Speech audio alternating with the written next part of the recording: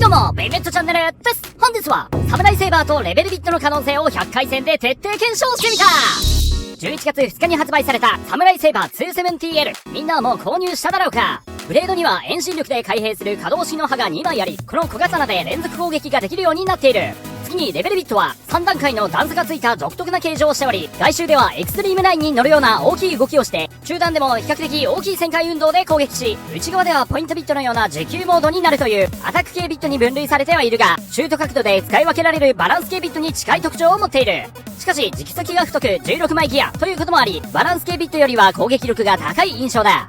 今回はその新商品のサムライセーバーのブレードとレベルビットの性能を環境トップのロッドボールとドラグーンエレベートを相手にそれぞれ25戦ずつ合計100回戦で徹底検証していくぞ。まずはロッドボールを相手にサムライボールのカスタムで持久力と発揮性能を測定していく。前作のベイブレードバーストでは同じような開閉式の刃があるブレードはスタミナと攻撃力が高い特徴があった。果たしてサムライセーバーも同じような特徴があるのか、持久力と発揮性能を検証していくぞ。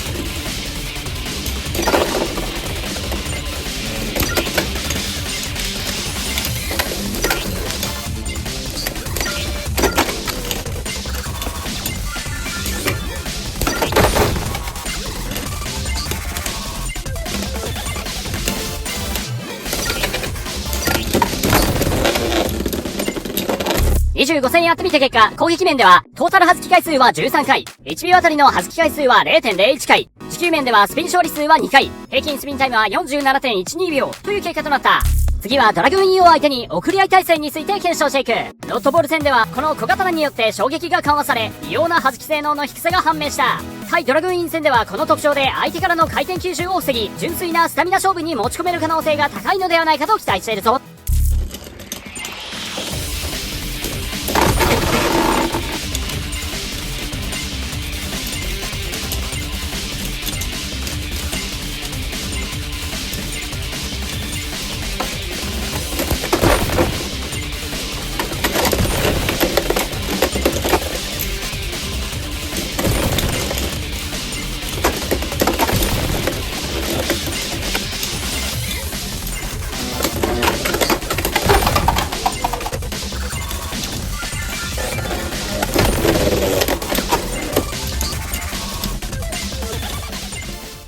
25戦やってみて結果は、サムライ E は25ポイント、ドラグーン E は8ポイント、サムライセーバーの送り合い勝利率は 100% という結果となった。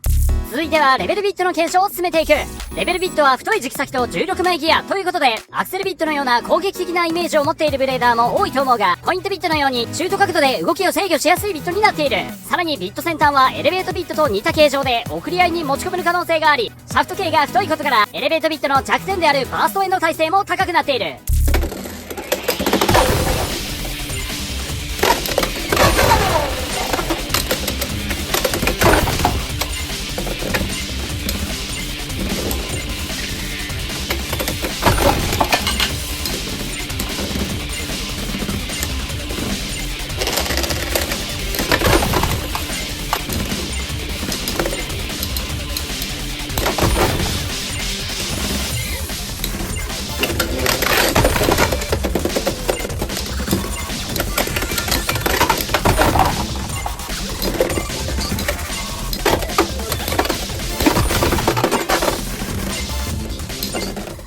25戦やってみた結果は、ドラグーンレベルが11ポイント、大会用ロットボールは21ポイント、送り合い勝利率はなんと 0% という結果となった。最後はドラグーンレベルとドラグーンエレベートの対面で、どちらが有利なのかを検証していく。今回は左回転同士なので、送り合いは発生せず、純粋な持久力と攻撃力のバトルとなる。持久力はエレベートビットの方が高いが、レベルビットの攻撃力で積極的に体勢を崩すことができれば、スピン勝ちも十分できるのでは、と予想している。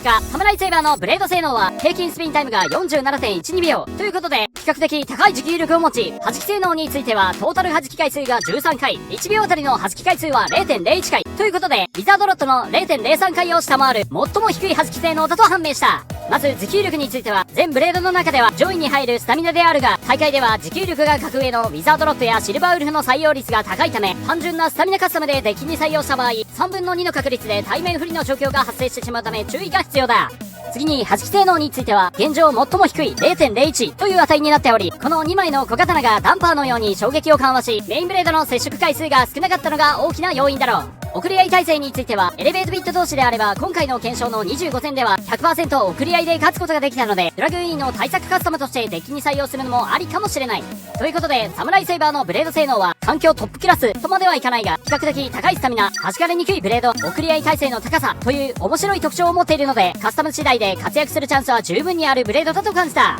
次にレベルビットの性能についてまとめていく。まず、送り合い性能については、ほぼ期待できない結果となった。ビット先端はエレベートビットに似ているが、最後まで粘り切ることができず、早々に倒れてしまっていた印象だ。しかし、ソーブレシのチャンネルでも紹介されていた、ウィザードロットにレベルビットを採用し、ドラグーイーと戦わせたところ、ロットレベルが高確率で勝利できていたことから、ブレードへの持久力依存は大きいが、送り合い性能が全くないわけではないようだ。ということで、ドラグーンにレベルビットを採用する場合は、エレベートビットのような送り合いをメイン戦法とはせず、相手によっては発生するかもしれない程度のおまけ性能として考えよう。逆にロットレベルはドラグーン対策として有効なため、3on3 の際、相手のロットボールの調整の精度に自分のロットボールでは叶わないと感じた場合は、ロットレベルにすることで、ロット対面ではレベルビットの攻撃的な動きで勝てる可能性を作り、さらにドラグーン対策もできるため、場合によっては採用する価値は十分にあるカスタムだと考えている。次にレベルビットの攻撃力については、シュート角度次第ではダッシュさせやすく、エクストリームダッシュの威力は自滅オーバーが多発するほどの破壊力があった。しかし、動きが落ち着くのは意外と早く、中盤以降攻撃力は落ちてしまうが、似た特徴を持つポイントビットよりも旋回運動が大きいため、ポイントビットを使っていて攻撃力不足を感じているブレーダーにとってはおすすめのビットだと感じた。